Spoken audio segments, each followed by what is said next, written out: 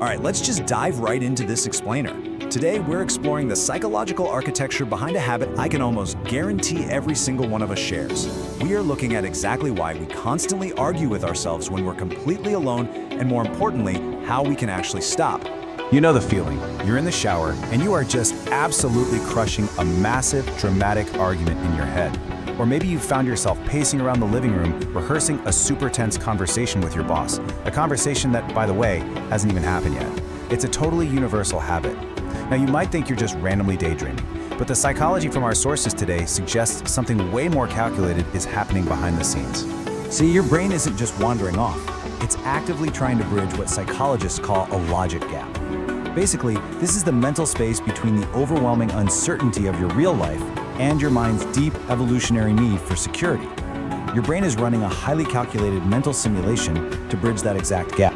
Think about it. Real life is messy, it's unpredictable, it's overwhelming. So when things feel out of your hands, your mind actively creates these fake scenarios in your imagination. Why? So you can finally feel in control.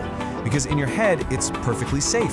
You always say the exact right thing, you completely win the debate, and you finally feel understood. Psychologists actually refer to this underlying mechanism as context building. Your brain is essentially rehearsing to feel more prepared and less stressed about the future. And what's truly fascinating here is that this is the exact same strategy used by high-functioning minds and even advanced AI systems. It's all about modeling a world picture in advance so you can make better, faster decisions later on. Section 1. The toxic what-if cycle. Survival mode. But here is the massive catch. Over time, your mind can actually start strongly preferring the absolute safety of your imagination over the unpredictable messiness of reality. And this is exactly why this habit is so tightly linked to anxiety. If you're constantly stuck in these loops, your brain is likely caught in a toxic what-if cycle.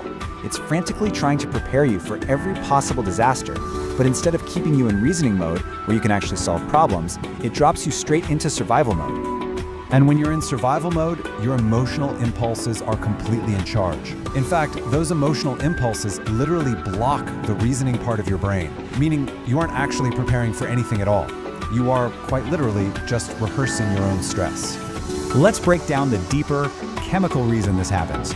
Your brain is actively trying to fill an emotional void. If you aren't feeling valued or heard in your real relationships, your mind creates an artificial scenario where you get that exact validation. You achieve that fake victory in your head, and man, it feels incredibly good. Why? Because your brain gives you a quick hit of dopamine. It's the exact same chemical reward system that keeps us endlessly hooked on scrolling through social media.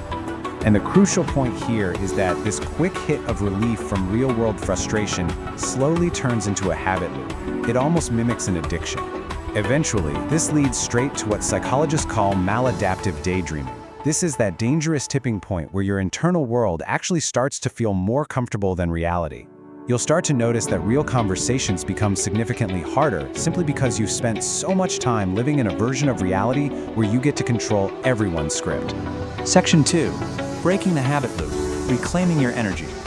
So how do we break out of this? We need some actionable cognitive tools.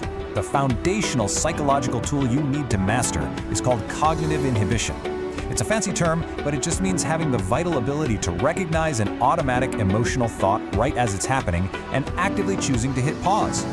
Here's exactly how you apply this in 3 simple steps. First, you've got to catch yourself in the act of starting that fake argument. Awareness is absolutely key here. Second, you enforce a simple 3-second pause. Just 3 seconds. That tiny window of time is all it takes to disarm those emotional impulses, which lets you execute step 3, shifting your brain out of survival mode and safely back into reasoning mode. Section 3, rewiring your brain. Implementation plans. So moving forward, what's the smartest way to handle this? Instead of endlessly arguing with ghosts in your head, science suggests creating a fixed if-then plan for the real conversation. We call these implementation intentions. You simply state to yourself, if they say X, then I will calmly respond with Y. That's it. It's the specific scientific toolkit you need for actual real-world interactions. When you do this, you drastically shift your cognitive output. You stop wasting your imagination on fake debates, and you start training your discipline. You turn all that chaotic mental energy into automaticity. Because ultimately, real strength is never found in a conversation that doesn't actually happen. It's found in the quiet, steadfast control you possess over your own mind. So I have a very specific request for you today, and honestly, it might surprise you. Do not subscribe just yet. I actually want you to close this explainer. The very next time you catch yourself starting a fake conversation in your head, I want you to step up and use that 3-second pause. Prove to yourself, out there in the real world, that you are the one in control of your attention, not your anxiety. If you find yourself coming back here later because you chose to keep mastering your psychology, well, then you can hit that subscribe button. Stay aware, stay focused, and remember this bold final thought. Your mind is a powerful tool, not a movie theater. But before you go practice this, let me ask you, would you like us to explore more sources in our next explainer on exactly how to master these implementation intentions so you can permanently stop overthinking and start taking action? Let us know. Until then, take control of that 3-second pause.